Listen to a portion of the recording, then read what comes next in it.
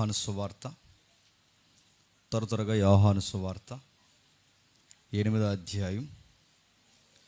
యోహాను సువార్త 8వ అధ్యాయం 57, 58 వచనాలు చదవండి. అందుకు యూదులు,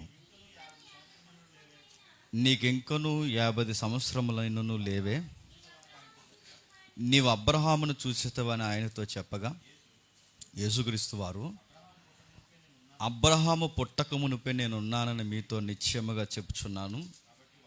కాబట్టి వారు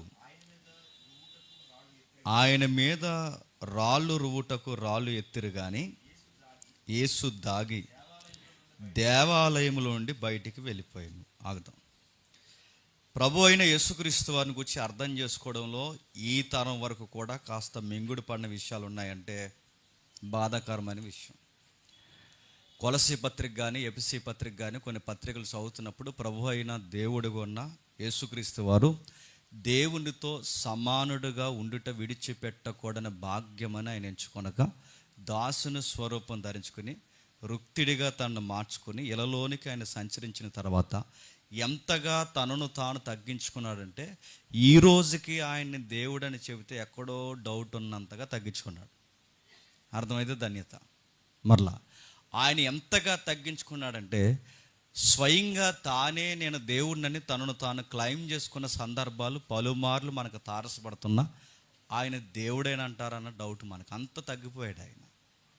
ఆయనను గూర్చి ఆ రోజుల్లో చాలా పెద్ద డిస్కషన్ జరుగుతుందట. ఆ రోజుల్లో పబ్లిక్ నా గురించి ఏమనుకుంటున్నారని శిష్యుల్ని అడిగాడు ఆయన.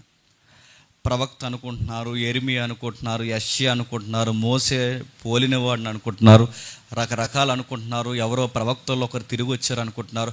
ఇక ఏ రోజు అంటారా, ఏ రోజు నెక్స్ట్ సందర్భంలో ఏ రోజు అయితే మరలా బాప్టిజం ఇచ్చి యోహాను తిరిగి వచ్చాడు అనుకుంటున్నారు. రకరకాల వ్యక్తులు రకరకాలుగా అనుకుంటున్నారు. మరి మీరేమనుకుంటున్నారు నా గురించి కన్నప్పుడు పేతురు చాలా స్పష్టంగా చెబుతాడు, మీరు సర్వోన్నతుడైన దేవుని కుమారుడు. ఇక్కడ కొంచెం జాగ్రత్తగా వినండి. ప్రస్తుతం జరుగుతున్న సార్వత్రిక సంఘంలో ముఖ్యంగా మన తెలుగు ప్రాంతాల్లో ఒక వేగంగా పాకిపోతున్న ఒక వార్త, అది దుర్బోధ. ఆ దుర్బోధ ఏంటంటే ప్రభు అయిన యేసుక్రీస్తు వారికి స్టార్టింగ్ టైం ఒకటి ఉన్నదన్నది దుర్బోధ. నా మాటలు అర్థమవుతున్నాయా? ఆల్రెడీ మనం భాగాలుగా మనం డిస్కషన్ చేసాం. ఆ ఫ్రేమ్ మీకు గుర్తుంటే ఈరోజు నేను చెప్తున్నది ఇంకా బాగా మీకు అర్థమవుద్ది. అది గుర్తు లేకపోయినా ప్రార్థన చేసుకోండి, అర్థమవ్వాలని. అయితే మనం భక్తిని ఎలా గడిస్తున్నాం మనకు తెలియాలంటే నువ్వు నమ్ముతున్న జీసస్ ఏంటో నీకు స్పష్టత ఉండాలి. నీ ప్రసంగాలైనా, నీ భక్తి జీవితమైనా, నీ సువార్త జీవితమైనా, నీ సంసారమైనా ఒక్కటేంటి, మన లైఫ్ స్టైల్ మొత్తం మీద మనల్ని గైడ్ చేయడానికి క్రీస్తు దైవత్వం మనకు తెలియాలి. ఆయన ఏంటో మనకు సరిగ్గా అర్థం కాకపోతే మనం ఎందుకు భక్తిని గడిస్తున్నామో మనకు తెలియదు. ఇటీవల కాలంలో మరలా తెర మీదకి వచ్చిన చచ్చిపోయిన దుర్బోధ ఏంటంటే ప్రభు అయిన యేసుక్రీస్తు వారు పరలోకంలో ఒక రోజు పుట్టాడని. నేను అడుగుతున్నాను, పరలోకంలో ఒక రోజు దేవుడిగా ఆయన పుడితే ఆయన దేవుడు ఎలా అవుతాడండి? దేవుడు అన్నవాడికి పుట్టుకు ఉండకూడదు. మళ్ళీ గుర్తుపెట్టుకోండి, దేవుడు అన్నవాడికి ముగింపు ఉండకూడదు. అంటే ఆయనకి ప్రారంభం ఉండకూడదు, చెప్పండి, ముగింపు ఉండకూడదు. మీకు వెంటనే నేరో మైండ్తో మరి మరియమ్మకు పుట్టాడుగా అనకూడదు. అలా అన్నావంటే నేను మళ్ళీ 1వ తరగతిలో జాయిన్ చేయడమే. అది పుట్టడం కాదు. అంటే ఆయన ఎప్పుడున్నాడంటే ప్రభు అయిన యేసుక్రీస్తు వారు చెప్తున్నాడు, అసలు మీ తాతల ముత్తాతల పుట్టకముందే, అబ్రహాము పుట్టకముందే నేను ఉన్నా అన్నాడు. అంటే అబ్రహాము పుట్టకముందే నేను ఉన్నాను ఎందుకు చెప్పుకున్నాడంటే ఆ రోజుల్లో కూడా నమ్మట్లేదు పూర్తిగా, ఈరోజు కూడా నమ్మట్లేదు. ప్రభు అయిన యేసుక్రీస్తు వారికి ఒక రోజు ప్రారంభం ఉందనుకుంటే ఆయన సంపూర్ణ దేవుడు కాదు. ఆయన సంపూర్ణ దేవుడు కాకపోతే ఆయన నిత్యుడు కాదు. ఆయన నిత్యుడు కాకపోతే మానవ పాపాలు తీయడానికి అనంత అర్హత ఆయనకి, చెప్పండి, లేదు. మానవ పాపాలు తీసివేయాలంటే ఆయన నిత్యుడు అవ్వాలి. ఆయన నిత్యుడు అవ్వాలంటే దేవుడు అవ్వాలి. ఆయన దేవుడు అవ్వాలంటే పుట్టకూడదు. గుర్తుపెట్టుకోండి, పరలోకంలో ఒక రోజు పుట్టకూడదు. చాలామంది ఏమనుకుంటున్నారంటే పెద్ద దేవుడు, ఆ పెద్ద దేవుడి కంట ఈయన పుట్టాడంట. మరి ఏ హాస్పిటల్ ఏంటి నాకు అర్థమవుతుంది. అడుగుతున్నాను, ఆయనకి ఈయన పుట్టడం ఏంటి? కుమారుడు అనే పదానికి బైబిల్లో పలు రకాల అర్థాలు ఉన్నాయి. కొన్ని అర్థాలు ఉన్నాయి. ఆ అర్థాలను మనం అర్థం చేసుకుంటూ విన్నప్పుడే అసలు కుమారుడు అనగానే నువ్వు వెంటనే హాస్పిటల్ దగ్గరికి వెళ్ళిపోకూడదు, డెలివరీ కేసు నువ్వు వెంటనే డిస్కషన్ చేయకూడదు, గుర్తుపెట్టుకో. బైబిల్లో వ్యక్తీకరణ ఉన్నాయి. నీకు నేను భర్త అయి ఉన్నాను అన్నాడా? ఎవరిని? సంఘాన్ని. నీకు నేను భర్త అయి ఉన్నాను అంటే ఇప్పుడు నిజంగా దేవుడు మనకు భర్త? మరలా చెప్తున్నానండి, మీరు నాకు కుమారులై ఉన్నారన్నాడు, సంబోధన. ఇప్పుడు దేవుడికి మనం కుమారులు అయినామంటే మనకు ఒక అమ్మ ఉందన్న, పరలోకపు తల్లి. అది పోలిక. మళ్ళీ చెప్తున్నాం, మనం అర్థం చేసి ఆయనకి మనకున్న బాండింగ్ని అర్థం చేసుకునేలాగా ఆయన మాట్లాడిన భాష విధానం బైబిల్లో. ఇప్పుడు ఆయన కుమారుడు అన్నాడంటే నేను అడుగుతున్నాను, బైబిల్లో రకరకాల కుమారత్వం ఉన్నాయి. వాటన్నిటినీ ఏదో అర్థం చేసుకోకుండా దేవుణ్ణి పట్టుకెళ్ళి ఆయన తండ్రిగా, అంటే కేవలం ఆయన పుట్టిన కనిన తండ్రిగా, ఈయన పుట్టిన కుమారుడుగా మలిచి మాట్లాడడం అనేది వీళ్ళ బోధల్లో ఉన్న లసుగు. మళ్ళీ చెప్తున్నాను, వీళ్ళ బోధల్లో ఉన్న డొలతనం. మళ్ళీ చెప్తున్నాను, వీళ్ళకి సరి అయిన పునాదులు లేని సిద్ధాంతాల మీద కట్టుకో ఒక పేకం మేడల పరిచర్య. అలాంటి విషయాల్లో మన సంఘం కొట్టుకుపోకూడదని దేవుడు మనల్ని ప్రేమించాడు కనుకే ఈ సిద్ధాంతాల విషయంలో మనం స్ట్రాంగ్గానే ఉన్నాం. చాలామంది కామెంట్లు పెడుతున్నారు, చూస్తున్నారు అనుకుంటున్నాను, అందుకని వివరించట్లేదు. చాలామంది కామెంట్లు పెడుతున్నారు, మనకి ఎందుకండి ఇవన్నీ అంటున్నారు. మరి ఏం చేయమంటారండి? మనకి ఎందుకండి అంటే, ఎందుకంటే టయానికి రండి, 4 పాటలు పాడుకోండి, వాక్యం వినండి, ఆమెనండి, వెళ్ళిపోండి, కక్క ముక్క డొక్క వండుకోండి, తినేయండి, ప్రశాంతంగా ప్రార్థన చేసుకోండి. నీ బొంద ఇది భక్తి అని ఎవడు చెప్పాడు? నడుతున్నాను. ఓ పక్క సత్యం చెబుతాం, దైవత్వం విషయంలో దిగజారుడ మాటలు మాట్లాడిన వారిని చెప్పండి, నడి బజార్లో నిలబెట్టి చర్చిస్తాం. ఓడిస్తాం కాదు, చెప్పండి, చర్చిస్తాం. వాళ్ళతో డిస్కషన్ చేస్తాం. వాళ్ళ ఆత్మల పట్ల కూడా అకౌంటబిలిటీ మెయింటైన్ చేస్తాం. ఒకవేళ ఆ సత్యం వినిపించిన తర్వాత కూడా ఆ మనుషులకి ఎక్కకపోతే వారిని తునప్రాయంగా ఎంచుకొని మీరు అన్యులతో సమానం అనుకుంటాం. ఇది బైబిల్ నేర్పిస్తున్న ప్యాటర్న్. బైబిల్ ఓ పక్క సత్యము చెప్పమంది, మరో పక్క సత్యాన్ని కమ్మేసే నల్లటి మేఘాల లాంటి దుర్బోధనలు కూడా చెప్పండి దులుమాడేమని చెప్పింది.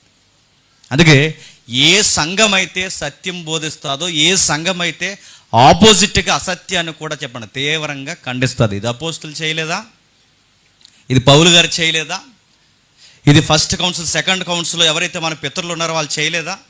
అడుగుతున్నాను, ఇది చెయ్యాలి. మన తరంలో ఇలా కొన్ని విషయాలు మన సత్యాన్ని బాహాటంగా చెప్పకపోతే అబద్ధం మాట్లాడి ఈడు మాట్లాడి ఆడే మాట్లాడి అందరూ కలిసి అబద్ధం అలా మాట్లాడితే ఒక రోజుకి అబద్ధం ఏమైపోతుంది చెప్పండి సమాజంలో. అందుకు నిజం మాట్లాడాలి, గుర్తుపెట్టుకోండి.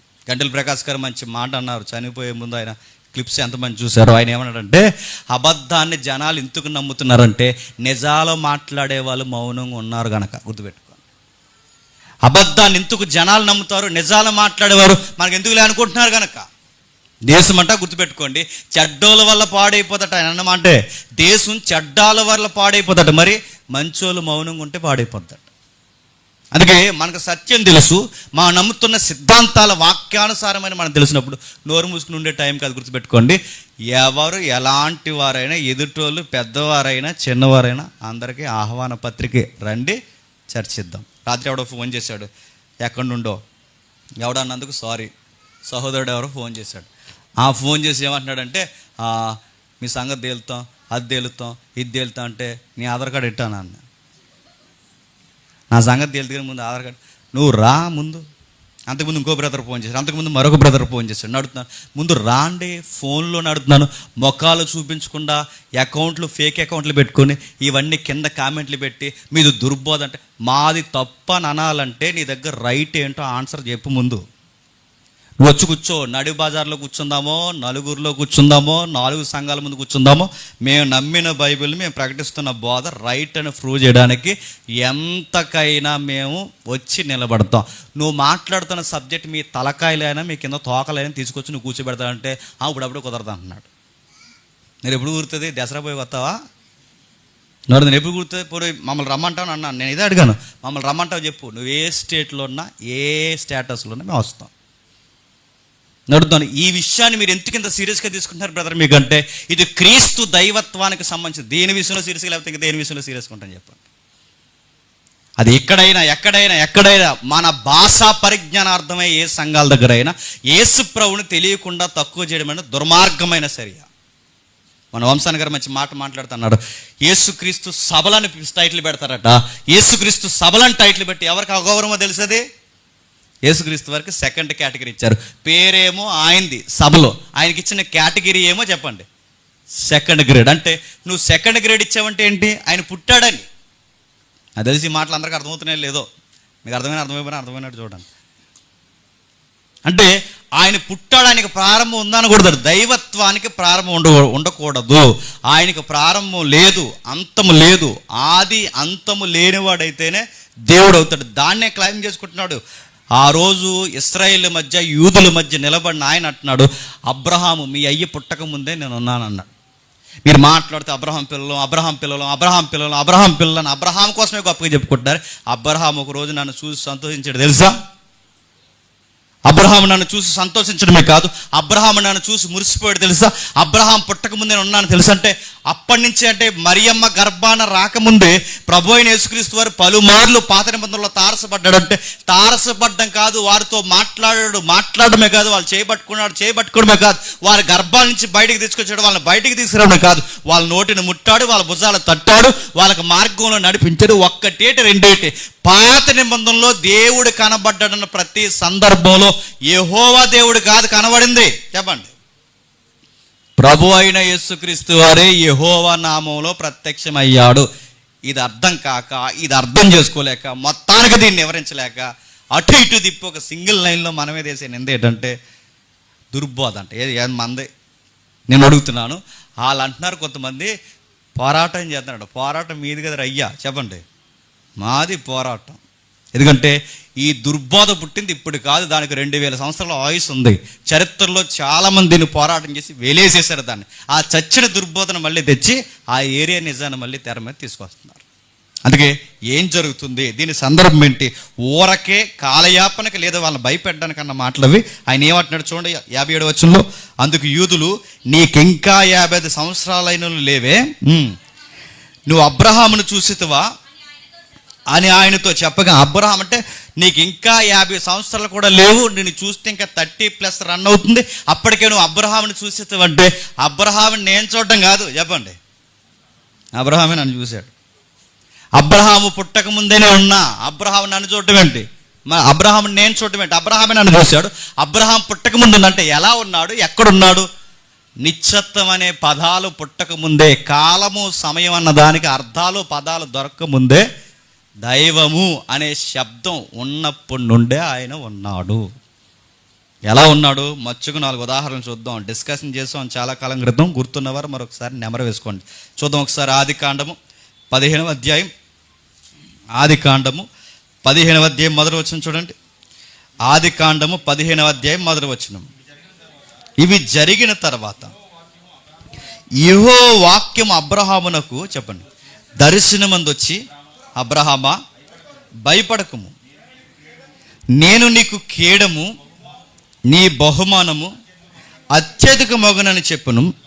అందుకు అబ్రహాము, ప్రభువుగా యెహోవా నాకు ఏమి ఇచ్చినేమో అని సంతానం లేనివాడిని పోవచ్చున్నానే, దమస్కు ఎలియాజరే నా ఇంటి ఆస్తికర్త కదా. మరి అబ్రహాము, ఇదిగో నీవు నాకు సంతానం ఇయ్యలేడు, నా పరివారంలో ఒకడు నాకు వారసుడని చెప్పగా, యెహోవా వాక్యం అతని యొద్దకు వచ్చి, ఇతడు నీకు వారసుడు కాడు, నీ గర్భవాసమున పుట్టబోవాడు నీకు వారసుడగును. అబ్రహాంని క్లైమ్ చేశాడు. ఇందాక ఎక్కడ? యోహాను సువార్తలో ఏమని? అబ్రహాము నన్ను చూశాడు, అబ్రహాముని నేను చూస్తాను, అబ్రహాముతో నేను మాట్లాడాను. ఎక్కడ మాట్లాడు? పలు సందర్భాల్లో మాట్లాడు. అందులో ఒక ఉదాహరణ ఇది. అందులో మాట్లాడిన ఉదాహరణ ఏంటంటే, అబ్రహాముకి యెహోవా వాక్యము ప్రత్యక్షమై. ఇప్పుడు బాగా వినండి, వాక్కు అంటే ఏంటండి? చెప్పాలి. వాక్ అంటే ఏంటి? మనం అనుకుంటాం వాక్ అనగానే సౌండ్ అనుకుంటాం. అంటే కుమారుడా అని శబ్దం వస్తుంది చూసారా, అది అనుకుంటాం. వాక్ అంటే సౌండ్ కాదు, గుర్తుపెట్టుకోండి. ఇక్కడ వాక్గా పిలువబడుతున్నది సౌండ్ కాదు, వ్యక్తి. అంటే వ్యక్తిత్వం ఉందా ఈ వాక్కు కంటే? వ్యక్తిత్వం ఉంది. ఎలా చెప్పగలం? అబ్రహాముకి చూడండి మొదటి వచనంలో, ఇవన్నీ జరిగిన తర్వాత యెహోవా వాక్యము అబ్రహామునకు దర్శనమందు వచ్చి, అబ్రహామా భయపడకు. బాగా వినండి, అబ్రహాముకు దర్శనమందు వచ్చి అంటే దర్శనంలో వాక్యం ఏమవుతుంది చెప్పండి? కనబడుతుంది. బాగా వినాలి, వాక్కు కనబడుతుందంటే అది సౌండా?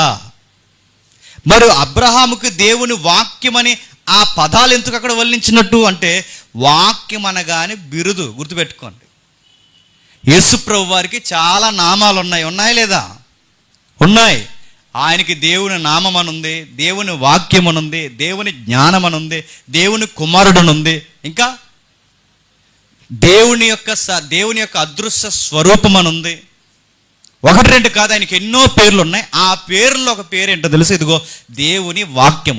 ఇప్పుడు దేవుని వాక్యం అబ్రహాముకి దర్శనంలో వచ్చిందంటే, దర్శనంలో వాక్యం కనబడుతుందంటే సౌండ్ కనబడుతుందా? ఇది సౌండ్ కాదు చెప్పండి. వాక్యపు బిరుదుతో ఎవరో మాట్లాడుతుందంటే, దేవుని వాక్యం అంటే పుట్టాడు కాబట్టి ఆయనకి యేసు అనే పేరు, ఆయన వచ్చాడు కాబట్టి క్రీస్తు అనే పేరు. మరి క్రీస్తు అనే పేరు పుట్టక ముందు యేసు అనే పేరు లేదు కనుక అంతకుముందు ఆయన పేరేంటి? వాక్యం. అంతకుముందు ఆయన పేరేంటంటే వాక్యం. అంటే అబ్రహాముకి దర్శనంలో వచ్చింది సౌండ్ కాదు చెప్పండి, దేవుని వాక్యం. దేవుని వాక్యం అంటే ఎవరు? ప్రభు అయినా చెప్పండి, యేసుక్రీస్తు వారు. ఇప్పుడు చూడండి, యేసుక్రీస్తు వారు ఆయనతో మాట్లాడుతున్నట్టు ఇప్పుడు బాగా చదవండి. ఇవి జరిగిన తర్వాత వాక్యం అబ్రహామునకు దర్శనమందు వచ్చి, అబ్రహామా భయపడకు, నేను నీకు కేడము, నీ బహుమానం అత్యధిక మగునని చెప్పిన. ఇప్పుడు చెప్పండి, ఇక్కడ దేవుని వాక్యం అంటే యెహోవా కాదు. క్లియర్ కదా? ఇక్కడ దేవుని వాక్యం అంటే తండ్రి అయిన యెహోవా కాదు. ఇప్పుడు దర్శనంలోకి వచ్చిన ఆ వాక్యం ఎవరు? ప్రభు అయిన యేసుక్రీస్తు వారు. అంటే దర్శనంలోకి వచ్చింది ప్రభు అయిన యేసుక్రీస్తు వారు. అయితే ఇప్పుడు ఆ యేసుక్రీస్తు వారు అంటున్నాడు, అబ్రహామా భయపడకు, నేను నీకు కేడము బహుమానము అత్యధిక మగునని చెప్పాను. అందుకు అబ్రహాము, ప్రభు అయిన యెహోవా నాకు ఏమి ఇచ్చినానేమి? ఇప్పుడు చెప్పండి, ఆ కనబడిన ఆ వాక్యానికి అబ్రహాం పెడుతున్న పేరేంటి? ఎబ్బాలి, యెహోవా. ఇప్పుడు చెప్పండి, యెహోవా అంటే తండ్రి అయిన యెహోవా ఉన్నాడు, యెహోవా అంటే వాక్యంగా పిలువబడుతున్నా చెప్పండి యెహోవా ఉన్నాడు. అటు ఇటు తిరిగేసి పూర్తి కనుకంటే కొంతమంది అంటారు, అంటే మనకి ఎంతమంది అసలు యెహోవా అంటే తెలుసు నీకు? ఎంతమంది? నీ ప్రశ్నే తప్పు. ఇది ఎలా ఉందంటే పెళ్లి కానిడి దగ్గరికి వచ్చి నీకు ఎంతమంది పిల్లలని అడిగినట్టు ఉంది. నీ ప్రశ్నే తప్పు. ప్రశ్న అలా కాదు. యెహోవా అనే పదం నీకు తెలిస్తే ఎంతమంది యెహోవాలని అడగవు. యెహోవా అనే పదం అర్థం ఏంటి? నిన్న నేడు నిరంతరము ఏకరీతిగా ఉండే వ్యక్తిత్వాన్ని చెప్పండి హెబ్రీలో యెహోవా అంటారంటే నేనే ఉన్నవాడను అనే పదాల అర్థమే యెహోవా. ఇప్పుడు చెప్పండి, ఉన్నవాడన్న మాట తండ్రికేనా? ఉన్నవాడు ఎప్పటికీ ఉండేవాడన్న మాట కుమారుడు కూడా వర్తిస్తుందా చెప్పండి? ఇప్పుడు కుమారుడు కూడా అంటే ఆయనకి ఆది అంతం లేదు చెప్పండి, ఈయనకి ఆది అంతం లేదు కనుక ఆయన యెహోవాని ఎందుకు పిలుస్తారంటే ఎప్పుడూ ఉంటాడు కనుక. ఈయన్ని కూడా యెహోవాని ఎందుకు పిలుస్తున్నారంటే చెప్పండి, ఎల్లప్పుడూ ఉన్నాడు గనక. అంటే యెహోవా అనే పేరు యేసుక్రీస్తు వారికే కాదు, కొసమెరుపు యెహోవా అనే పేరు యెహోవాకే కాదు, యెహోవా అనే పేరు చెప్పండి శీర్షికలో చెప్పాం పరిశుద్ధాత్మ సిరీస్లో ప్రభు అయిన యేసుక్రీస్తుతో పాటు పరిశుద్ధాత్ముడు కూడా ఉంది. అంటే యెహోవా అనే పేరుతో ఎవరిని పిలుస్తున్నాడు అబ్రహాము చూడండి. అందుకు అబ్రహాము, ప్రభు అయిన యెహోవా నాకేమిచ్చినానేమి, నేను సంతానం లేని వాడిని అయిపోవచ్చున్నానే, దమస్కు ఎలియాజరే నా ఇంటి ఆస్తికర్త కదా అని చెప్పగా 4వ వచనంలో యెహోవా అతని వద్దకు వచ్చి, ఇతడు నీకు వారసుడు కాడు. మళ్ళీ ఇప్పుడు యెహోవా అన్నది ఎవరిని? వాక్యాన్ని. ఇప్పుడు ఆ వాక్యమే వచ్చి మళ్ళీ ఏమంటుంది? ఇతడు నీకు వారసుడు కాడు. ఇప్పుడు చెప్పండి, నీకు ఆకాశ నక్షత్రాలంత సంతానాన్ని ఇస్తానన్న ఆ వాక్కు, నీకు ఇసుక రేణువులంత సంతానాన్ని ఇస్తానన్న ఆ వాక్కు, నీకు కంగారు పడకు నీకు వారసుని వాగ్దాన పుత్రుని ఇవ్వబోతున్నానన్న ఆ వాక్కు, 13వ వచనంలో నీ సంతానము తమది కాని పరదేశంలో నివసించి ఆ దేశపు వారికి దాసులు అవుతారన్న ఈజిప్ట్లో జరగబోయే చరిత్ర కొరకు వినిపించిన ఆ వాక్కు ఎవరి? వాక్కు వాక్కు వాక్ అంటే ఎవరైనా ప్రభు అయిన యేసుక్రీస్తు. గుర్తుపెట్టుకోండి. అందుకే అబ్రహాం గారు పుట్టక ముందే నేనున్నాను, మీ తండ్రి పుట్టక ముందే నేనున్నాను. మీ తండ్రిని నేను చూడడం కాదు చెప్పండి, మీ తండ్రి నన్ను చూశాడు. ఎక్కడ చూశాడు? 15 అధ్యాయంలో చూశాడు. ఎక్కడ చూశాడు? లోతు టైంలో ఫైట్ జరుగుతున్నప్పుడు చూశాడు. ఎక్కడ చూశాడు? అనేక పర్యాయములు మీ పితరులు నన్ను చూశారు, నాతో మాట్లాడారు. అందుకే అంటున్నాడు చూడండి, అబ్రహాము మాట్లాడాడట. ఎలా మాట్లాడు? ప్రభువా ఇప్పుడు నన్ను ఏం చేయమంటావంటే నేను నీకు సంతానాన్ని ఇస్తాను అన్నాడట. దృశ్యలోకం అదృశ్యలోకం అని మనం మాట్లాడుకున్నాం, ఎంతమంది గుర్తుందో?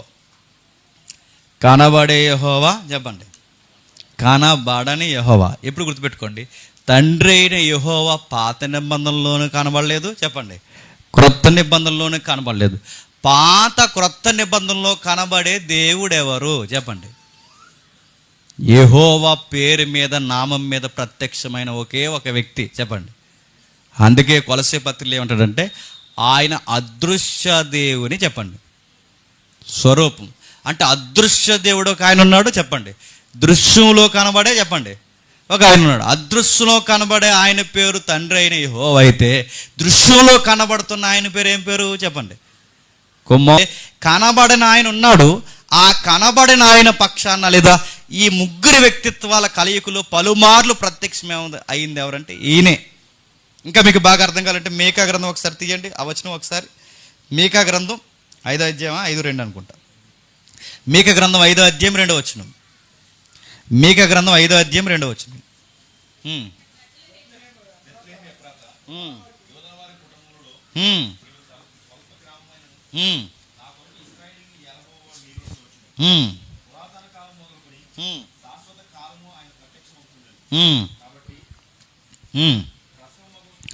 పురాతన కాలం మొదలుకొని శాశ్వత కాలం వరకు ఆయన ప్రత్యక్షమవుతూ ఉండు. ఇప్పుడు ప్రశ్న అడుగుతున్నాను, క్రొత్త నిబంధనలో ప్రత్యక్షమయ్యాడని మనకు తెలుసు, పురాతన కాలం నుంచి ఎలా ప్రత్యక్షమయ్యాడు? మేకా రాసే సమయానికి పురాతన కాలం నుంచి ప్రత్యక్షమయ్యాడంటే అప్పటికి అబ్రహాముకు ప్రత్యక్షమయ్యాడా లేదా? మోసేకు ప్రత్యక్షమయ్యాడా లేదా? పితరులకు ప్రత్యక్షమయ్యాడా లేదా? అనేకులకు ప్రత్యక్షమయ్యాడా లేదా? ప్రవక్త అది మనసులో పెట్టుకునే మాట్లాడుతున్నాడు. పురాతన కాలం నుంచి ఆయన ప్రత్యక్షమవుతూనే ఉన్నాడంటే అబ్రహాము, ఇస్సాకు, యాకోబులకి, మోసేకి ఎవరైతే ఉన్నారో ఈ భక్తులైన వారందరికీ ప్రత్యక్షమవుతూనే ఉన్నాడు. అక్కడి వరకు ఎందుకు? ఆదాముని నిర్మిస్తున్నప్పుడు కూడా ఆయన అక్కడ ఉన్నాడు. ఎవరు? ప్రభు అయిన యేసు. ఇప్పుడు అయిన డిస్కషన్ టైం సరిపోదు మనకి. ప్రభు అయిన యేసుక్రీస్తు వారు ఉన్నారు. ప్రభు అయిన యేసుక్రీస్తు వారే కాదు, ఆదాము అవ్వల నిర్మాణం జరుగుతున్నప్పుడు పరిశుద్ధాత్మ దేవుడు కూడా ఉన్నాడు. మొన్న ఒక అబ్బాయి ప్రశ్న అడుగుతున్నాడు కర్నూలులో, అంటే యేసుక్రీస్తు వారు దేవుడికి పుట్టలేదు అంటున్నారు, బాగానే ఉంది, కనీసం మనమైనా దేవునికి పుట్టామని అడిగాడు. మనం అనుకున్నట్టు హాస్పిటల్లో పుట్టలేదని చెప్పాను. అది ఎలా అన్నాడు. అన్నప్పుడు దానికి ఆదికాండ రెఫరెన్స్ కోట్ చేశాడు. ఏమనంటే, మరి ఆదికాండంలో ఆయన నోటి ఊపిరి చేత మనం తయారు చేసిన ఉందగా, ఆయన ఊపిరి ఓదగా మనం వచ్చామని ఉందగా అని అన్నాడు. మీకు చెప్పాను, మీకు ఎంతమందికి ఆన్సర్ గుర్తుంది? దేవుని ఊపిరన్నా, దేవుని ఆవేశమన్నా, దేవుని కుడి చెయ్యన్నా, దేవుని వ్రేలన్నా, దేవుని హస్తమన్నా, దేవుని ఊపిరి లాంటి పదాలు ఎక్కడ వాడినా ఆ మూలార్థం ఏంటో తెలుసా?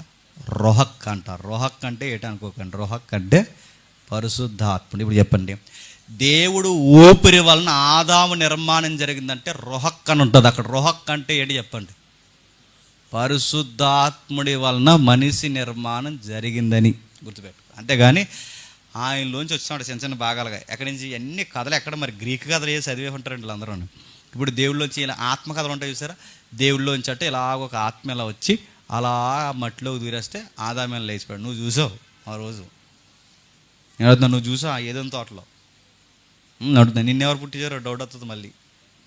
నేను అడుగుతాను, ఎన్ని కథలు గ్రీకు పుక్కిట పురాణాలు అండి. ఆత్మలోంచి ఆత్మ విడిపోయి మెయిన్ లింగం ఒక లింగం ఉండి ఆ లింగంలోంచి రేఖలు వచ్చి, ఈ సబ్జెక్ట్ ఇక్కడ దేకండి, బైబిల్ దగ్గర లేదు. ఆ గ్రీకు మిథాలజీ ఇక్కడ కుదరదు, గుర్తుపెట్టుకోండి. దేవుడు చెబుతున్నది ఒకటే, దేవుడు మనుషులను సృష్టించాడు, మనుషుల్ని దేవుడు తయారు చేశాడు. మరి అదేంటి, మనకున్న ప్రత్యేకత ఏంటని ఎవరైనా అడిగితే దానికి ఆన్సర్ చెప్పండి. మనకున్న ప్రత్యేకత ఏంటంటే జంతువుల కన్నా కాస్త వివేచన జ్ఞానంలో మనల్ని మెరుగ్గా తయారు చేశాడు. ఈ సృష్టిలో ఏ జీవికి ఇవ్వనంత అధికారం అని చెప్పండి మనకిచ్చాడు. మరొకటి తన స్వరూపం అంటే తన ఇమేజ్గా మనం నిర్మించుకున్నాం. ఇమేజ్ అంటే ఆయన గుణగణాలతో, ఆయనకి ఎలాంటి లక్షణాలు అయితే ఉన్నాయో అలాంటి లక్షణాలతో మనం తయారు చేసి పెట్టాడు. అది మన గొప్పతనం. అంతేగాని ఆయన గర్భంలోంచి వచ్చేసామంటే, ఎవరి గర్భంలోంచి చెప్పండి? అంత లేదు. ఆయన గర్భాల్లో నుంచి నోట్లోంచి ఏం రాదు, గుర్తుపెట్టుకోండి.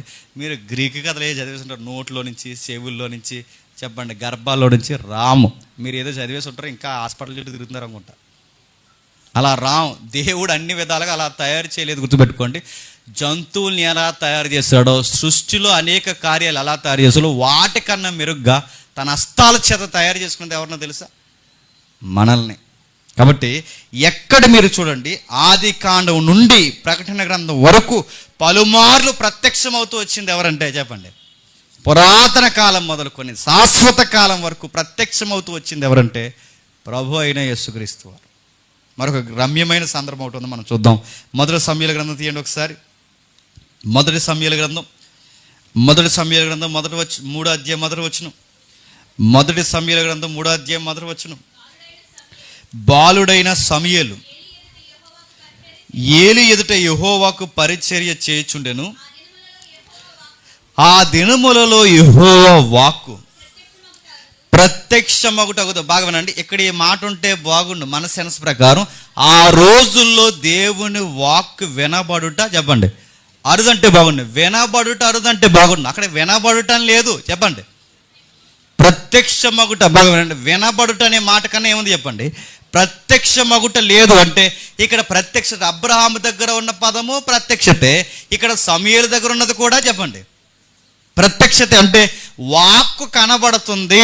ఆ రోజుల్లో సమూయేలుకి ఇంకా వాక్కు ప్రత్యక్షం. అంటే ఆ సమూయేలు గారికి ఆ వాక్కు అలా కనబడలేదంటే, ఇంకా సమూయేలు గారికి ఇంకా వాక్యం కనబడలేదు కనుక, సమూయేలుకి దేవుడి పట్ల అనుభవం లేదు కనుక, ఆ కాలమందు ఏలి కన్ను మందదృష్టి కలవాడైన అతను చూడలేక తన స్థలమందు పడుకొని ఉండగా, దీపం ఆరిపోక మునుపు సమూయేలు దేవుని మందసమందున్న యెహోవా మందిరంలో పడుకొని ఉండగా యెహోవా సమూయేలుని పిలిచిన. ఎవరు పిలిచారట చెప్పాలి?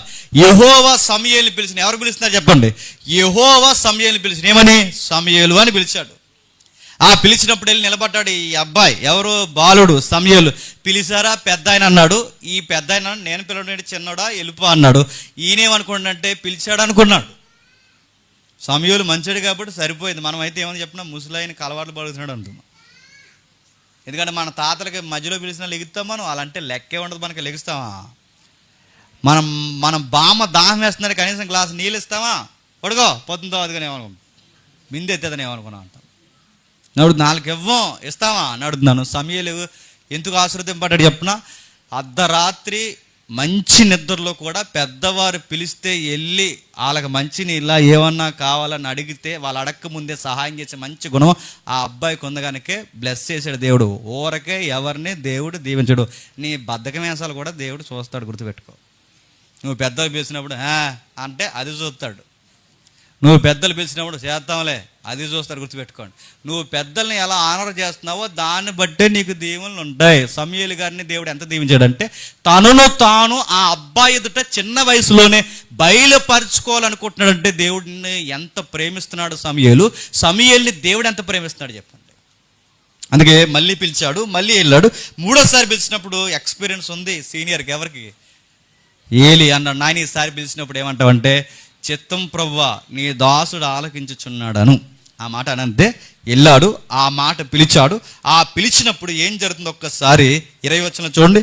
కాబట్టి సమూయేలు యెహోవాకు ప్రవక్తగా స్థిరపడండి, దాని మొదలుకొని బెర్షెబా వరకు ఇశ్రాయేలు అందరూ తెలుసుకొని, మరియు షిలోహులో యెహోవా మరలా దర్శనమిచ్చుచుండి. ఇప్పుడు చెప్పండి, ఇందాక దర్శనమందు ప్రత్యక్షమైన ఆ యెహోవా వాక్యెవరు? సమూయేలుని 3 సార్లు పిలిచిన ఆ యెహోవా ఎవరు?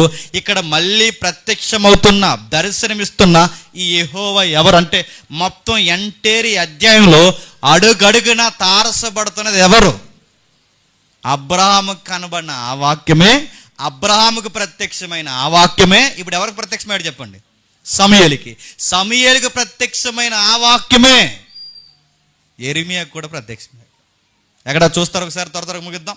యెరెమీయా గ్రంథం త్వరగా ఒకసారి. యెరెమీయా గ్రంథం 1వ అధ్యాయం 4వ వచనం. యిర్మీయా గ్రంథం 1వ అధ్యాయం 4వ వచనం. యెహోవా వాక్యము నాకు ప్రత్యక్షమై, ఇలా ఎక్కడ చూడండి ఈ పదాలు, యెహోవా వాక్ వినబడ్డదని లేదు. చెప్పండి, యెహోవా వాక్ ప్రత్యక్షమై. యెహోవా వాక్ ప్రత్యక్షం అంటే మీరు మూలాలు, అంటే మనకు టైం వచ్చినప్పుడు ఎవరైనా దీన్ని డిఫెండ్ చేస్తే అప్పుడు దీని సబ్జెక్ట్ ఇంకా మనం డీప్కి ఎవరిద్దాం. మీరు ఎక్కడ చూడండి, ఒక వ్యక్తి ఒక పర్సన్కి ఉపయోగించే సౌండ్నే ఈ వాక్యానికి ఉపయోగిస్తున్నాడు. గుర్తుపెట్టి మనం డిస్కషన్ చేసాం, ఎంతమంది గుర్తుందో.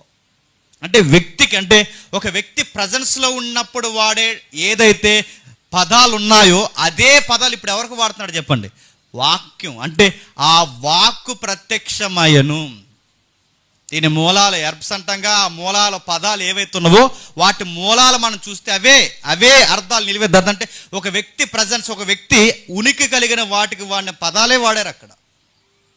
యిర్మీయాకి ప్రత్యక్షమయ్యాడంటే యెహోవా వాక్కు నాకు ప్రత్యక్షం ఎలాగో సెలవిచ్చెను, గర్భంలో నిన్ను రూపింపక మునిపే నిన్నెరిగితిని, నువ్వు గర్భములో బయలుపడక మునిపే నేను నిన్ను ప్రతిష్ఠించితిని, జనములకు ప్రవక్తగా నిన్ను నియమించింది. ఇప్పుడు చెప్పండి, యిర్మీయాని పిలుస్తున్నది ఎవరు? అబ్రహాముని పిలుస్తున్నది ఎవరు? సమూయేలుని పిలుస్తున్నది ఎవరు?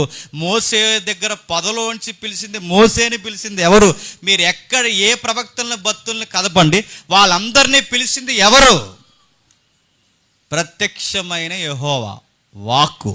ఆ ప్రత్యక్షమైన యెహోవా వాక్కే తల్లి గర్భం నుంచి కూడా వాళ్ళని ఏర్పరచుకుంది. ఇంకా మీకు బాగా అర్థం కావాలి అంటే కిందికి చదవండి ఒకసారి. అందుకు, అయ్యో ప్రభువగు యెహోవా చిత్తగించుము, నేను బాలుడనే, మాటలాడుటకు నాకు శక్తి చాలదనను. యెహోవా నాకు ఎలాగ సెలవిచ్చినప్పుడు చెప్పండి, యెహోవా వాక్కు, యెహోవా వాక్కు. అంటే వీళ్ళిద్దరి మధ్య డిస్కషన్ జరుగుతుంది చూడండి. యిర్మీయాకి యెహోవా వాక్కు. అంటే యెహోవా కన్నా యిర్మీయా పలుకుతున్న యెహోవా అన్నా చెప్పండి ఒకటే. ఇంకా మీకు కిందకి అర్థం కావాలంటే కిందకి చదవండి ఒకసారి. వారికి భయపడకము, నిన్ను విడిపించుటకు నేను నీకు తోడై ఉన్నాను. ఇది యెహోవా వాక్కు ఏమందంట చెప్పండి, యెహోవా వాక్కు అంటాడు. వాక్కులో వాక్కు ఏంటండి మీకు అర్థమవుతుందో లేదో? యెహోవా వాక్కు అందట కిందకి. అప్పుడు యెహోవా చెయ్యి చాపి నా నోరు ముట్టి. ఇప్పుడు చెప్పండి, యెహోవా అదృశ్య దేవుడు ఎప్పుడైనా చెయ్యి చాపుతాడా? అదృశ్య దేవుడు ఎక్కడైనా తన లిటిల్ ఫింగర్ అయినా కనిపించేలాగా చూపించాడా? కొలసీ పత్రిక ప్రకారం క్లైమ్ చేస్తే కొలసీ పత్రిక ఇలా అన్నాడు, అదృశ్య దేవుడు ఒక ఆయన ఉన్నాడు, ఆ అదృశ్య దేవుడిని పాత నిబంధన నుంచి బయలుపరిచిన ఒక దేవుడు ఉన్నాడు. అదృశ్య దేవుడిని పాత నిబంధన నుంచి బయలుపరిచిన దేవుడు ఎవరంటే చెప్పండి, ప్రభు అయిన యేసుక్రీస్తు. ఇప్పుడు చెప్పండి, ఇక్కడ చెయ్యి వస్తుందంటే బహుశా ఆ చెయ్యి ఎవరిది చెప్పండి, ప్రభు అయిన యేసుక్రీస్తు వారు. ఇప్పుడు యిర్మీయాకే కాదు, యెహోవాగా కనబడుతున్న అబ్రహాము కూడా నీకు బిడ్డల్ని ఇస్తానని మాట్లాడి దృశ్యంగా కనబడుతున్న ఆ వ్యక్తి ఎవరు? ప్రభు అయిన యేసుక్రీస్తు వారు. వీళ్ళందరూ అంటున్నారు లేదు లేదు లేదు అప్పుడు ఎప్పుడో పుట్టాడు అంటున్నారు. వీళ్ళకి చెప్పాడు బర్త్డే చేయమని. నేను అడుగుతున్నాను, ఈయన పుట్టాడని ఎక్కడ ఉందండి బైబిల్లో? ఎక్కడ ఉండదు. మీరు బైబిల్లో ఆ మూల నుంచి ఏ మూల వరకు తిరగేయండి, ఎక్కడ ఉండదు. మీరు అనుకుంటే మరి 2వ కీర్తనలో నేడు నిన్ను నా కుమారుడివి చెప్పండి, నేడు నిన్ను అందుకే ఆ కనే ప్రోగ్రాం ఏంటో డిస్కషన్కి వస్తే తేలుద్దాం. నేడు నేను నిన్ను కని ఉన్నాను, ఆ మాట ఎందుకు అపోస్తులు దాన్ని ఎలా క్లైమ్ చేశారో బైబిల్లో ఉందా లేదా? మీకు అర్థమవుతూనే లేదు ఈ విషయాలు. ఎందుకు మీకు ముందు వాళ్ళకి అర్థమవుతున్న పర్లేదు చెప్పండి, మీకు అర్థమవ్వాలి. అంటే ప్రభు అయిన యేసుక్రీస్తు వారు యిర్మీయాని పిలిచాడు, ప్రభు అయిన యేసుక్రీస్తు వారు సమూయేలుని పిలిచాడు, ప్రభు అయిన యేసుక్రీస్తు వారు చెప్పండి అబ్రహాముని పిలిచాడు, ప్రభు అయిన యేసుక్రీస్తు వారు పొదలో మోసేని పిలిచాడు. ఇంకా మీకు బాగా అర్థం కావాలంటే మనకి స్పష్టత కలిగిన ఒక అధ్యాయం ఉంది. ఒక్కసారి యోహాను సువార్త రండి, యోహాను సువార్త ముగిద్దాం. యోహాను సువార్త 1వ అధ్యాయం 18వ వచనం చూడండి. యోహాను సువార్త 1వ అధ్యాయం 18వ వచనం. ఎవడును ఎప్పుడును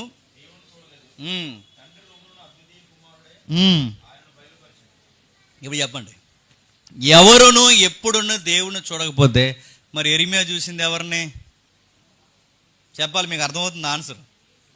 ఎవరును ఎప్పుడును దేవుణ్ణి చూడకపోతే మరి యిర్మీయా చూసింది ఎవరిని? అబ్రహాం చూసింది ఎవరిని? సమూయేలు చూసింది ఎవరిని? మోసే పొదలో చూసింది ఎవరిని? ఇప్పుడు ఈ మాటను బట్టి అంటే పాత నిబంధనలో వాక్ కనబడుతున్న ఫ్రేమ్ వర్క్ అంతా మీరు ఎలా తెచ్చి న్యూ టెస్టిమెంట్ దగ్గర పెడితే దాన్ని జెరాక్స్ తీస్తే దానిలో కలర్ ఫ్రేమ్ మనకు బయటకు వస్తే మనకు స్పష్టంగా కనబడుతుంది. అక్కడ ఎక్కడో ఫిల్మ్లా కనబడుతున్న మాటలు ఇక్కడ ఒక్కసారి మన పిక్చర్ బయటికి తీస్తే మనకు కనబడుతుంది ఏంటో తెలుసా? అందులో ఇమేజ్ ఎవరంటే ప్రభు అయిన యేసుక్రీస్తు. ఇప్పుడు చెప్పండి, పాత నిబంధన నుంచి ఎవరు ఎప్పుడు దేవుని చూడలేదంటే పాత నిబంధనలోనూ చూడలేదు, చెప్పండి క్రొత్త నిబంధనలో చూడలేదు. మరి ఎవరు చూడకపోతే మరి వీళ్ళందరూ ఎవరిని చూశారు? ఎవడును ఎప్పుడైనాను దేవుణ్ణి తండ్రిని చూడలేదు. తండ్రి రమ్మునున్న అద్వితీయ కుమారుడే యెరెమీయాకైనా బయలుపరిచాడు, చెప్పండి మోసేకైనా బయలుపరిచాడు, చెప్పండి అబ్రహాంకైనా బయలుపరిచాడు. అంటే వారికి ప్రత్యక్షమై బయలుపరచబడింది ఎవరు? ప్రభు అయిన యేసుక్రీస్తు. అందుకే పిలుపు కానీ తోమా కానీ వీళ్ళు అడిగినప్పుడు మాకు తండ్రిని చూపించవయ్యా అంటే ఆయన ఏమన్నాడు చెప్పండి? నన్ను చూస్తే చెప్పండి ఆయన చూసినట్టు. అంటే మిమ్మల్ని చూస్తే ఆయన చూసినట్టు ఎలా అంటే ఆయన కనబడ్డో మీరు నన్ను చూస్తున్నారుగా, నన్ను చూస్తే సేమ్ నాలాంటి గుణగణాలతోనే ఉంటాడు. ఆయన కనబడ్డో నేను కనబడతాను అంతే. నన్ను చూస్తే చెప్పండి ఆయన చూసినట్టే. ఒకవేళ ఆ కనబడని ఆయన దృశ్యంగా వస్తే ఎలా ఉంటాడంటే చెప్పండి అచ్చు నాలాగే ఉంటాడు. అందుకే పిలుపు నన్ను చూస్తే చెప్పండి తండ్రిని చూసినట్టే. ఇప్పుడు చెప్పండి పాత నిబంధన నుంచి సుప్రీంగా ఉన్న ఆయన్ని కనుపరుస్తూ వచ్చింది ఎవరంటే కుమారుడైన ఆయన కనుపరుస్తూనే వచ్చాడు. ఇంకా చెప్తున్నాడు చూడండి, అక్కడ ఫుట్ నోట్ ఉందో చూడండి, తండ్రి రమ్మునున్న అద్వితీయ కుమారుడే అన్నదానికి ఫుట్ నోట్ ఇచ్చాడు చూడండి. జనతేక కుమారుడు. ఇంకా ఉందో చూడండి 2వ వచనంలో అద్వితీయ దేవుడే ఏంటట. ఇప్పుడు చెప్పండి, ఒక దేవుడిని చూపించడానికి చెప్పండి మరొక దేవుడు ప్రత్యక్షమవుతూ వచ్చాడంట. అది దాని మీనింగ్, అక్కడ రైట్ మీనింగ్ అదే. అంటే ఒక దేవుడిని ప్రత్యక్షపడడానికి మరొక దేవుడు. అంటే ఒక దేవుడు ఎలా ఉంటాడో చెప్పాలంటే ఎవరు చెప్పాలి చెప్పండి? దేవుడే చెప్పాలి. ఒక మానవుడు ఎలా ఉండాలో తెలియాలంటే ఎవరు చెప్పగలని చెప్పండి? తోటి మానవుడే చెప్పగలడు. ఆకలి అంటే ఏంటో సాటి మానవుగా మనకు తెలుసు, ఆశ అంటే ఏంటో సాటి మానవులుగా మనకు తెలుసు. ఇప్పుడు చెప్పండి, అటు దేవుడిని బయలుపరచాలంటే మానవుడి వల్ల ఎప్పుడన్నా అవుద్దా? అసలు దేవుని గురించి మానవుడికి తెలిసింది ఎంత చెప్పండి? మెల్లని గుసగుస శబ్దం పాడదే. మనకు దేవుడు ఎలా ఉంటాడో ఎప్పటికీ బిగ్ పిక్చర్ మనకు తెలియదు. బైబిల్ అంతా చదివినా మనకు దేవుని కోసం తెలిసిపోయింది అనుకుంటాం, కానీ ఏమీ తెలియదు. మనకు తెలిసింది చెప్పండి రవ్వంతా. ఆయన గురించి తెలియాల్సింది చాలా ఉంది. ఇంకా ఎలా ఉంటాడో ఎలా ఉంటామో అది ఇంకా బయలుపరచబడలేనని ఉంది బైబిల్. అంటే యోహాన్ అంటాడు రేపు ఎలా ఉండబోతున్నామో ఆయన ఎలా ఉంటాడో ఆ పిక్చర్ ఏంటో ఆ డైమెన్షన్ ఏంటో ఇంకా మనకే చెప్పండి తెలీదు. ప్రస్తుతానికి ఏదో అద్దంలో చూసినట్టు చూస్తున్నాం తప్ప ఇది సంపూర్ణమైన గ్రహింపు కాదు దేవుని గురించి. అంటే పాత నిబంధన నుంచి దేవుణ్ణి బయలుపరచాలంటే ఒక దేవుడే బయలుపరచగలడు. ఇప్పుడు చెప్పండి, అదృశ్య దేవుణ్ణి బయలుపరచాలి అంటే మరొక దేవుడు ప్రత్యక్షం కావాల్సి వచ్చింది. ఆయన పేరు చెప్పండి, ప్రభు అయిన యేసుక్రీస్తు వారు. అందుకే చూడండి, ఎక్కడ మీరు చూడండి, ఎక్కడ మీరు మాట్లాడండి. 9వ వచనమా? రోమపత్రిక 9వ అధ్యాయం 5వ వచనం. పితరులు ఈరు వారు శరీరమును బట్టి క్రీస్తు వీరిలో పుట్టెను, ఈయన సర్వాధికారి అయిన దేవుడై ఉండి నిరంతరము స్తోత్రార్హుడై ఉన్నాడు. ఇప్పుడు బాగా వినండి, సర్వాధికారి అయిన దేవుడు అంటే సర్వము అధికారం కలిగిన వాడు, ప్రత్యక్షమవుతూ వచ్చిన వాడు, పాత నిబంధన నుంచి పురాతన కాలం మొదలుకొని శాశ్వత అంటే ఇక రాబోయే కాలం వరకు మనం చూడబోయే దేవుడు ఎవరంటే చెప్పండి ప్రభు అయిన యేసుక్రీస్తు వారిని చూస్తున్నాము, చూడబోతున్నాము అంట. గుర్తుపెట్టుకో. అంటే వాక్కు వాక్కు వాక్కు వాక్ అని ఏ వాక్ అయితే మాట్లాడుకుంటున్నామో ఆ వాక్యాన్ని యోహాను గారు ఎంత బాగా వివరించారో. యోహాను సువార్త 1వ అధ్యాయం 1వ వచనం రండి. ఆది యందు వాక్యముండెను, చెప్పండి ఆ వాక్యము దేవుని యొద్ద ఉండెను, ఆ వాక్యము చెప్పండి అది. కొంతమంది ఏమన్నారంటే ఆది యందు దేవుడు అన్నాడు, దేవుడు లోపల చెప్పండి ఏముందంట అంటే ఇప్పుడు బాగుండి ఆది యందు వాక్యం ఉందంట, ఆ వాక్యం దేవుళ్ళో ఉందంట. అడుగుతున్నాను, మళ్ళీ అడుగుతున్నాను, బాగా వినండి. దేవుళ్ళో వాక్యం ఉందా? వాక్కుగా దేవుడు ఉన్నాడు చెప్పండి. అక్కడ చూసి చెప్పండి. వాళ్ళు ఎలా వివరిస్తున్నారంటే ఇప్పుడు దేవుడు నేను అనుకోండి, సింహాసనం మీద దేవుడిని కూర్చున్నాను అనుకోండి. ఇప్పుడు నేను ఎలా చెప్తున్నాను అనమాట, కుమారుడా లే అనగానే ఇప్పుడు సౌండ్ అవుతుంది చూసారా? అదంటే ఇప్పటి వరకు ఆయన ఎందులో ఉన్నాడు అనమాట చెప్పండి. యేసుక్రీస్తు వారు అంట శబ్దముగా ఉన్నాడు. అక్కడ ఉందండి అలానే, అక్కడ ఉన్నది ఎంత స్పష్టంగా ఉంది చూడండి. ఆది యందు వాక్యము ఉండును, వాక్యము దేవుళ్ళో కాదు చెప్పండి, దేవుళ్ళో కాదు, దేవుని యొద్ద ఉండను, ఆ వాక్యము కూడా చెప్పండి దేవుడు ఉన్నాడు చెప్పండి, దేవుని వాక్యంగా చెప్పండి దేవుడు ఉన్నాడు. అర్థమవుతుందండి. దేవుడు ఉన్నాడు చెప్పండి, దేవుని వాక్యంగా చెప్పండి కుమారుడైన దేవుడు ఉన్నాడు. ఆయనలో లేడు, ఆయన యొద్ద ఉన్నాడు. ఇంకా కింద చెప్తున్నాడు చూడండి. ఆయన యందు దేవుని యొద్ద, ఆయన ఆది యందు దేవుని యొద్ద ఉండెను, సమస్తము ఆయన మూలం కలిగి. దేవుని యొద్ద అని ఉందా, లో అని ఉందా? లో అని లేదు, గుర్తుపెట్టుకోండి. దేవుని యొద్ద ఉండెను, కలిగి ఉన్నది ఏది ఆయన లేకుండా కలగలేదు. ఆయనలో జీవం ఉండెను, ఆ జీవము మనుషులకు ఎలుగైండును. ఆది యందు వాక్యము, వాక్యము దేవుని యొద్ద, ఆ వాక్యము దేవుడే.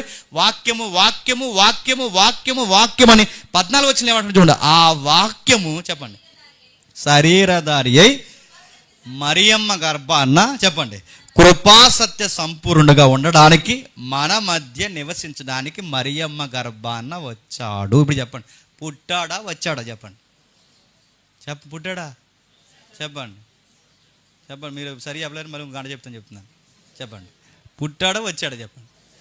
అది ఎవరో ఒకరు అన్నారు వచ్చాడని, నిద్రోధనలో పుట్టాడని, క్షమించండి.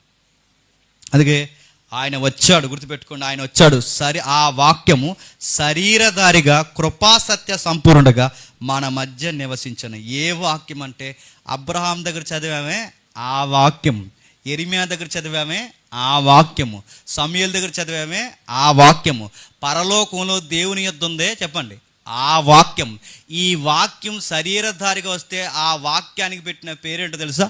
నజరేయుడైన చెప్పండి యేసు. అంటే ఈ పేరు ఎట్టకముందు, నజరేయుడైన యేసు అనే పేరు ఎట్టకముందు ఆయనకి ఏ పేరు? వాక్యం.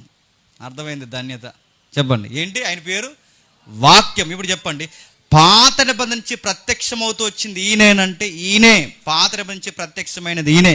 ఇంకా మీకు బాగా అర్థం కావాలంటే ఒకసారి యోహాను సువార్త 17వ అధ్యాయం ముగిద్దాం. ఒకసారి చూడండి. యోహాను సువార్త 17వ అధ్యాయం 6వ వచనం. యోహాను సువార్త 17వ అధ్యాయం 6వ వచనం. నీ నామము ప్రత్యక్ష పరిచితిని వారు నీ వారే ఉండిరి. ఇప్పుడు చెప్పండి, నీ నామం వారికి ప్రత్యక్ష పరిస్థితిని అంటే ఏం ప్రత్యక్షపరిచాడండి చెప్పాలి. నీ నామాన్ని ప్రత్యక్షపరిచాడంటే ఏం ప్రత్యక్షపరిచాడు? దేవుడి పేరు యెహోవా అని చెప్పాడు అనుకుంటున్నారా? ఆ మాట ఇశ్రాయేలుకి తెలియదా? దేవుడి పేరు ఇదిగో ఇలా ఉన్నవాడు అని చెప్పాడు అనుకుంటున్నారా? అది తెలియదా? బాగా వినండి. దేవుని వాక్యం అన్నా, దేవుని నామం అన్నా ఎవరు చెప్పండి? యేసుక్రీస్తు వారు. అంటే నీ నామాన్ని వాళ్ళకి బయలుపరిచానంటే దాని అర్థం ఏంటి చెప్పనా? నీ గుణగణాలని వాళ్ళకి ప్రచురపరిచాను, నన్ను వారికి చెప్పండి కనుపరిచాను. ఇంకా మీకు బాగా అర్థం కావాలంటే అదే అధ్యాయం 12వ వచనం చూడండి ఒకసారి. అదే అధ్యాయం 12వ వచనం. నేను వారి యొద్ద ఉండగా నీవు నాకు అనుగ్రహించిన వారిని నీ నామమందు కాపాడనంటే యెహోవా అని పేరు చెప్పి కాపాడాడన్నా? కాదు, ఆ గుణగణాల్లో కాపాడాడని, ఆ ఉనికిలో కాపాడాడని. ఇంకా 26వ వచనం చూడండి. 26వ వచనం. నీవు నా యందు ఉంచిన ప్రేమ వారి యొద్ద ఉండునట్లు నేను వారి యందు ఉండినట్లు వారికి నీ నామమును తెలియచేతిని. ఇంకనూ చెప్పండి నామాన్ని తెలియజేయడం అంటే ఏంటి? మొదటి అక్షరం, రెండో అక్షరం, మూడో అక్షరం, ఇంకో 4 వారాల పోయి ఇంకో అక్షరం తెలియజేస్తాడని అది కాదు. నామం అంటే ఏంటి చెప్పండి? యెహోవా నామం అంటే ఆయన ఉనికి. ఆయన ఉనికి అంటే తండ్రిని ఎలా కనబరిచాడంటే తనను తాను చూపించుకుంటూ తిరిగాడు. చూసారా? ఆ చూపించుకుంటూ తిరుగుతున్న దాన్ని శిష్యులు గుర్తుపట్టి ఒకరోజు వాళ్ళకి అర్థమైంది, ఆ దేవుణ్ణి మా చేతులతో చెప్పండి మేము తాకాం, మా కన్నులతో మేము చూసాం. వాళ్ళకి ఒక రోజు అర్థమైంది, మన మధ్య నివసించింది సామాన్యుడైన వడ్లవాని కుమారుడు కాదు, సాక్షాత్తు దేవుడే సస్సరీడుగా ఇలలోనికి వచ్చాడని అర్థం చేసుకుని మురిసిపోయారు వాళ్ళు, ఆశ్చర్యపోయారు వాళ్ళు. వాళ్ళు అన్నారు, ప్రభువా నువ్వా మా మధ్యకు వచ్చిందని. ఆ రోజు అడిగారు, పాత నిబంధనలో అబ్రహాము చూసింది, ప్రవక్తలు చూసింది, నిన్నేనా? బయలుపరుచుకున్నాడు కనుక ఆ రోజు ఆశ్చర్యపోయి వాళ్ళు అంటారు. మనం చదువుతూ ఉండగా ఆ కొలసీ పత్రికలో ఒకసారి చూడండి, మొదటి అధ్యాయం 15 వచనం ముగించుకుందాం. కొలసీ పత్రిక మొదటి అధ్యాయం 15 వచనం ఒకసారి చూడండి. ఆయన అదృశ్య దేవుని స్వరూపమై ఉండి సర్వ సృష్టికి ఆది సంభూతుడై ఉండి, చెప్పండి, ఎవరట? అదృశ్య దేవుని స్వరూపమై ఉండి సర్వ సృష్టికి, చెప్పండి, ఆది సంభూతుడు. అదృశ్య దేవుని స్వరూపం. ఆ అదృశ్య దేవుని స్వరూపమే దృశ్య రూపమే, చెప్పండి, యేసుక్రీస్తు వారు. ఇప్పుడు చెప్పండి, తండ్రి ఎలాగైతే ప్రారంభము అంతము లేకుండా ఉన్నాడో, కుమారుడు కూడా ప్రారంభము అంతము లేకుండా అలాగే ఉన్నాడు. కుమారుడు ప్రారంభము అంతము లేకుండా ఎలా ఉన్నాడో, పరిశుద్ధాత్మ దేవుడు కూడా ప్రారంభము అంతము లేకుండా ఉన్నాడు.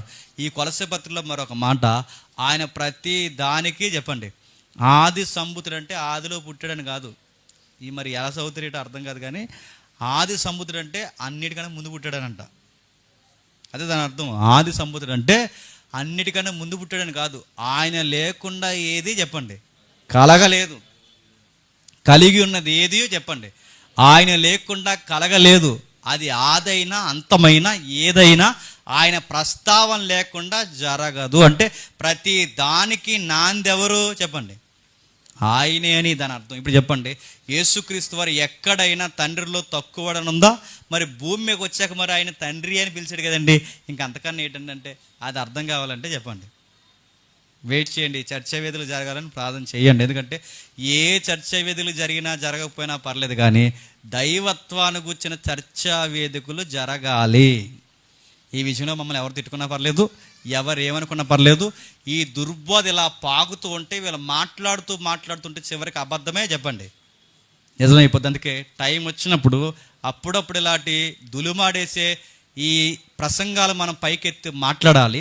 వాళ్ళు తప్పు చెప్తున్నారని నోరెప్పి చెయ్యెత్తి మనం ఖచ్చితంగా చూపించాలి. లేదంటే అమాయకంగా కొన్ని సంఘాలు వీళ్ళ దుర్బోధలో కొట్టుకుపోతుంది. అందుకే ఎంత కొట్టుకుపోయారంటే, యేసుప్రభు వారు ముందు పుట్టాడు కనుక, తర్వాత మనం పుట్టాం కనుక యేసుప్రభు వారిని అన్నారంట, అన్నయ్య అన్నారంట. యేసుప్రభు వీళ్ళ అన్నయ్య అంటండి. యేసుప్రభు వీళ్ళకి అన్నయ్య, ఇంకోటి వచ్చి మామయ్య అంటాడు, వీడేమో అన్నయ్య అంటాడు. ఆవిడ ఎవరో ఉంది, పప్పులు ఉప్పు తక్కువైపోయింది, అలా సూత్తు కూర్చునే పెట్టండి. ఎవరిని? వీళ్ళు ఇష్టమే కా యేసుక్రీస్తు వారిని అడుగుతున్నాను. ఆవిడ పప్పు అంటది, వీడు ఉప్పు అంటాడు. ఆవిడేమో గ్యాస్ సిలిండర్ పరిశుద్ధాత్మ పిలుస్తుంది, వీడేమో అన్నయ్య అంటాడు. అడుగుతున్నాను, ఈ ఎందుకు ఇలాంటి నాసిరకం మాటలు సంఘంలో సాక్ష్యాల పేరు మీద ప్రసంగాలు ఎందుకు చెప్తున్నారు చెప్పనా?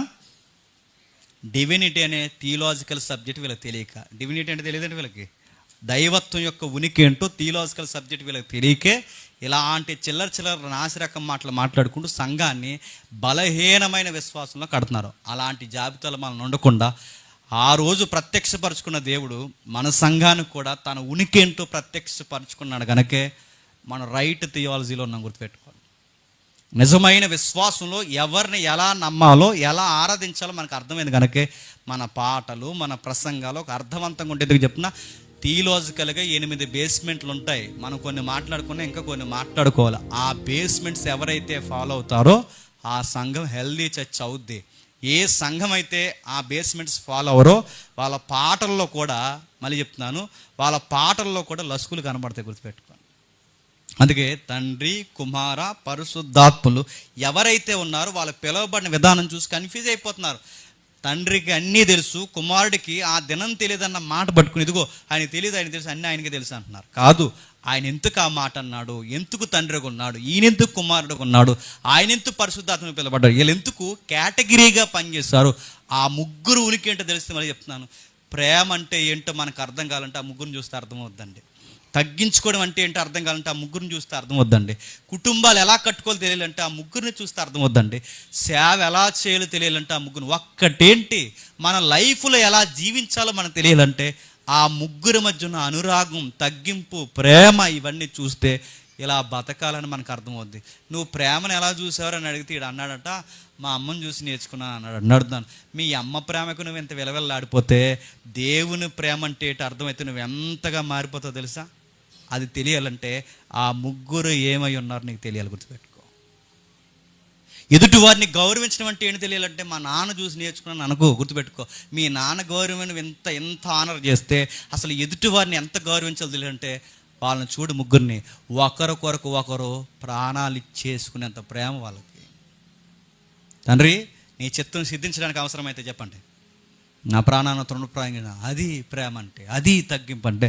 వాళ్ళ ముగ్గురి మధ్య ఉన్న బంధాన్ని చూస్తే మళ్ళీ చెప్తున్నాను, ఇదా దైవత్వం అంటే. దీన్ని హెల్దీగా ఏ చర్చ అయితే నేర్చుకుంటుందో ఆ చర్చకి మంచి భవిష్యత్తు ఉంటుందండి. ఏ చర్చ అయితే నేర్చుకుందో మళ్ళీ చెప్తున్నాను, ఏరియా నిజాన్ని ఎవడైతే ఫాలో అవుతాడో ఆ సంఘంలో బోధిస్తున్న వాడు నరకానికి పోతాడు, ఆ సిద్ధాంతాన్ని నమ్మిన వాళ్ళు కూడా నరకానికి పోతారు. ఏదైనా దేవుడు ఒక అడుగు సహిస్తాడేమో కానీ ఆయన ఉనికిని మాత్రం తక్కువ చేసి, ఆయన బయలుపరుచుకున్న దైవత్వాన్ని మాత్రం తక్కువ చేసి ఎవడైతే విశ్వసిస్తాడో వాడు ఆత్మకు వాడు ఉత్తరవాద అయ్యేలా తన ఉగ్రతని ఆకాశం నుండి కురిపిస్తాడు. ఎందుకంటే సత్యము బయలుపరచబడిన తర్వాత సత్యాన్ని అడ్డగించే దుర్మార్గపు చర్యలు ఎవరికైతే ఉంటాయో వాళ్ళందరి మీదకి తుదమట్టుకు దేవుని ఉగ్రత చెప్పండి వస్తుంది. ఆ ఉగ్రతలో ఎవరు ఉండకూడదు. మీరు నమ్మిన దైవం ఏంటో మీకు తెలియాలి, కుమారుడు ఏంటో మీకు తెలియాలి, పరిశుద్ధాత్ముడు ఏంటో తెలియాలి. ఆ ముగ్గురు సమానమని మీరు నమ్మాలి, ఆ ముగ్గురు దేవుళ్ళని నమ్మాలి, ఆ ముగ్గురు ఒక్కడగా ఉన్నారని నమ్మాలి, ఆ ముగ్గురు బైబిల్ దైవత్వంగా పిలువబడ్డారని నమ్మాలి. ఇది అర్థం చేసుకోవడానికి ఎన్ని ప్రయత్నాలు చేస్తారో చేయండి. ఇది ఒక్కటి అర్థం చేసుకుంటే మిగిలినవన్నీ చెప్పండి సెట్ అవుతాయి. దేవుడు మిమ్మల్ని దీవించును గాక. ప్రార్థన చేసుకుందాం. ఎవరు కదలొద్దు. మోకాలు వేయగలిగిన వారు మోకాలు వేయండి, మోకాలు వేయలేని వారు లేచి నిలబడండి. దేవా, నీ దైవత్వాన్ని గురించి అర్థం చేసుకునే జ్ఞానం మాకు దయచే ప్రభువా అని అడగండి. ఈయన ఒక్కసారిగా అర్థమయ్యే దేవుడు కాదు గనకే ఆది కాండం నుంచి ప్రకటన గ్రంథం వరకు తనను తాను బయలుపరుచుకుంటూ వచ్చాడు. అది ఎలా ఉంటుందో అర్థం కావాలని శిష్యులు అడిగినప్పుడే నన్ను చూడండి, ఆయన ఏంటో మీకు అర్థమవుతాడని సెలవిచ్చాడు. దైవత్వం ఉనికి మనకు అర్థం కాకపోతే మన కుటుంబాలు, మన సంఘము, మన విశ్వాసం, మన పరిచయం ఏం చేస్తున్నాం మనకు అర్థం కాదు. అందుకే గోజాడండి, ఆయన అడగండి, దేవా మీ ఉనికి ఏంటో మాకు నేర్పించండి తండ్రి. మీరేంటో మాకు తెలియకపోతే తండ్రి ఘరానాగా మమ్మల్ని మేము మోసం చేసుకున్నవారు అవుతామని తండ్రి మమ్మల్ని గద్దించండి, మారు మనసు దయచేయండి. ఇది ఎవరో మీ దైవత్వాన్ని కించపరుస్తున్న వారికి చెప్తున్న సమాధానం కాదు, కానీ మా సంఘం, మీరు అప్పగించిన సంఘం, మీ కుమారుడు రక్తం ఇచ్చి సంపాదించిన సంఘం తండ్రి. అలాంటి దుర్బోధనలు ఎవరు పడిపోకూడదని తండ్రి మరొక్కసారి జ్ఞాపకం చేస్తున్నాం. ఇట్టి ధన్యత మాకు అనుగ్రహించిన స్తుతులు తండ్రి.